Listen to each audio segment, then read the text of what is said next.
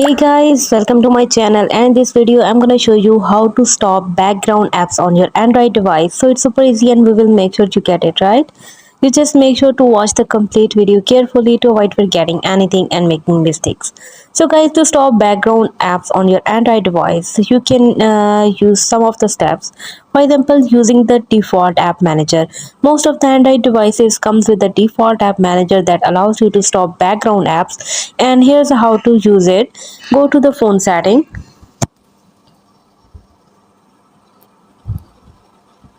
then select for the apps.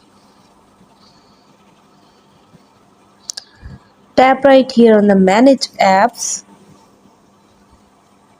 Select one of the app and for example I can select Chrome, and here you can see force stop. So this will stop the app from running in the background. And hope you guys like my video. Please consider showing your support by commenting, liking, sharing and subscribing to my channel for more valuable content in the future.